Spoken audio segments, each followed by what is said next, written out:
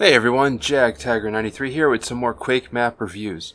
Today we're looking at a couple of maps from the Halloween Map Pack 2019 collection. So what I did today was record the first 4 maps I played, which were picked more or less at random of the 14 maps we have here. I figure after these 4 we can see what kind of maps we're in for, and if this map pack is something that you should try out, and if so, what you're in for. I mean, granted, it's a map pack hosted by Yoder, and yeah, they tend to be pretty good.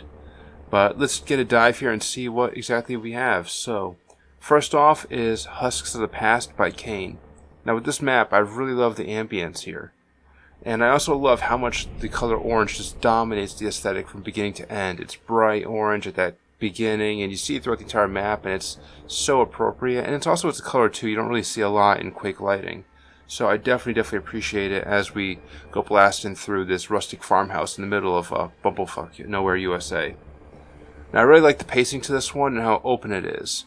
There's a couple of interesting set pieces to explore, and it's best to explore and identify where essential items are as quickly as you can, like the armor and mega health. The last few big fights are a bit of a challenge, but definitely doable after learning and remembering where all the major items are. Now I really don't have much negative to say here with this map. I guess I would have liked it if the basic armor was more available, or if basic weapons like the shotgun weren't so easy to miss early on. I mean, if you're not really sure where to go, you can easily spend a good 10 minutes with only your axe here. I also was not a fan of the random death knight that teleports in after you get the shotgun.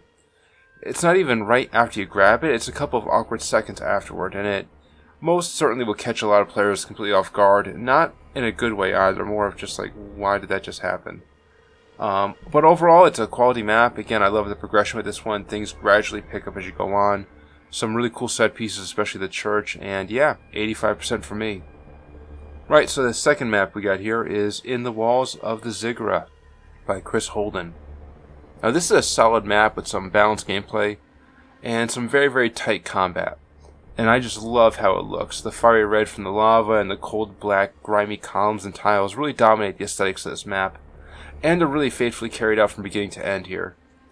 There's also some awesome geometry on display here. These columns that are very cubic and just very stoic and very cold. It's both familiar and alien at the same time, really reminiscent of what we see in a later episode in Quake. So it's just some great stuff here and some really clever secrets to boot. And some good lighting as well. So what we have here is a good mixture of claustrophobic interiors, but some open areas as well, with enemies very smartly placed in both areas so they're not too confining or too easy to take out from long distances. So I simply love this one. Don't have a lot negative to say here. Just a very tight map, 92% for me. Now the third map is Misadventure Galley by Greenwood, and oh boy. Now I've often said that if an author puts flavor and theme first and gameplay second, I'm usually okay with that. And yeah, here's an example of a map that does exactly that, but I gotta be honest, it kicked my ass and was really getting to me.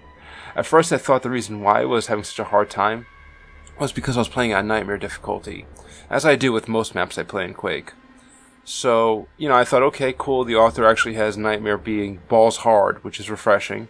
I turned it down to hard mode, and it was still kicking my butt. I turned it down to normal, and it was still kicking my butt, and I realized what was happening here wasn't necessarily the difficulty, just how it was structured. So let me get into it. The very beginning, which I have to be honest, is an absolute slog to play, and that is where I was having the most difficulty. Now, I kept dying again and again here at the very start, but I pushed on because I really wanted to get to the awesome looking ghost ship. And yeah, I'll admit, it was worth it actually. The ghost ship was pretty awesome, and we'll get more into that in a little bit, but yeah, the beginning is, kind of sucks. I really didn't like it. You have to fight these Fury Knights that are on these crates floating in the water, but as you're bobbing in the water, you also have to contend with eels that shoot electricity at you, fish that'll come at you, and you are very tight on ammunition for your shotgun. And of course, to make the most of it, a shotgun, which there is a double-barreled shotgun underwater too. 2 of them, I think, actually, that you can find.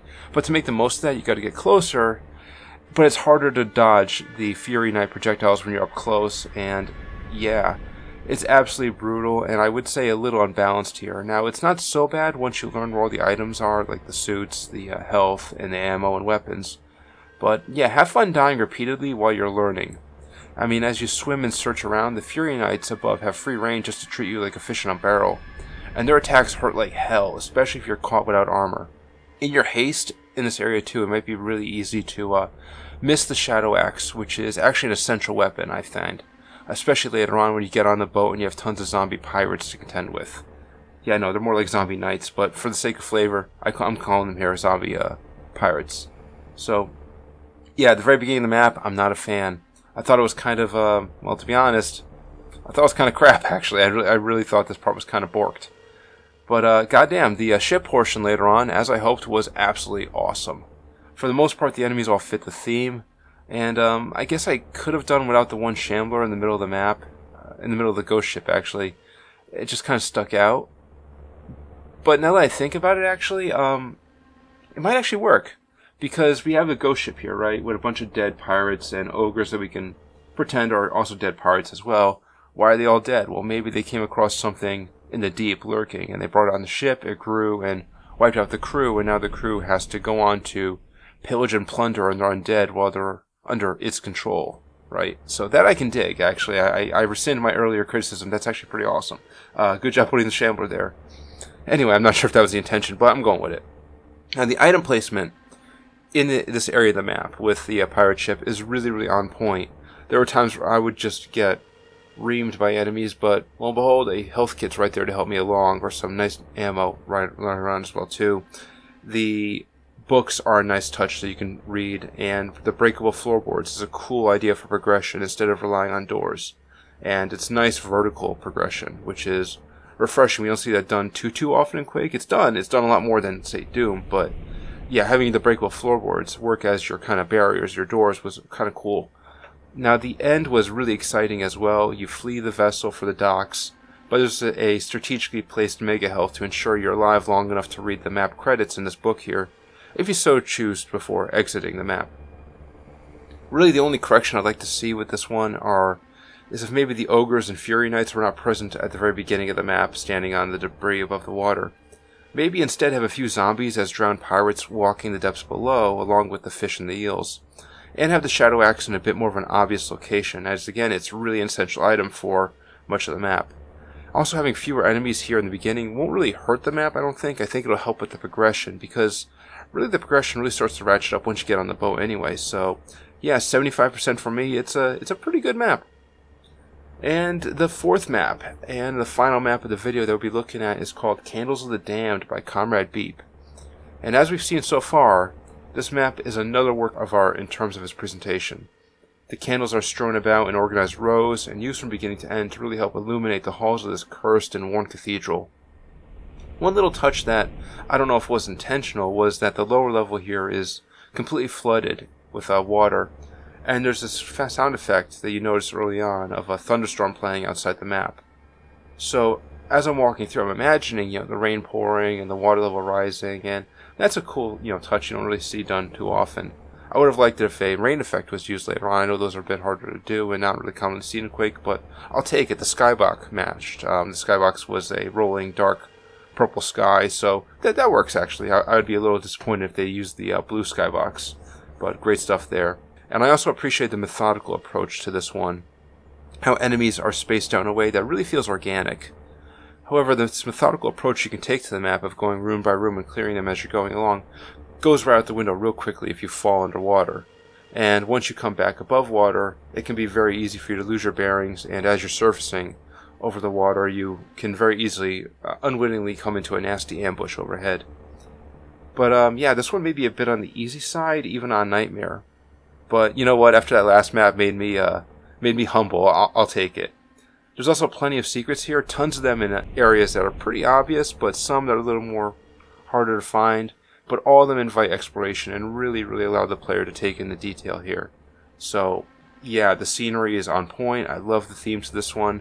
Combat is very balanced for the most part. Again, a bit on the easy side, but 90% for me. Very, very impressed with this one. And especially since it's a map by Comrade Beep, and I'm not sure if they have made other maps before. The name doesn't sound too familiar. I could be wrong, but if this is a new map maker, great job, actually. Seriously, absolutely outstanding. I absolutely love this one. And I also love the beginning area, too, where you pick your difficulty level. That's a nice little map in of itself as well. So, yeah, with this one, you get some quality from beginning to end so far. And when this one goes up, it'll be a few days after Halloween. I know a lot of places around here, especially on the East Coast, actually delayed Halloween to today because of the weather. So, you know what? If you're celebrating Halloween today, it's appropriate. Download it. If you're not celebrating Halloween today, you already celebrated it, well, celebrate it again. What's wrong with you? Do it again. It's a great holiday. And this is a little sampler of the kind of quality you're going to be in for with this map pack. And I say definitely download it, definitely play it, and you will enjoy it. And that's all I really have to say about it. Thank you all so much for watching. Now get playing. This is Jag Taggart 93 signing out. You have a good one.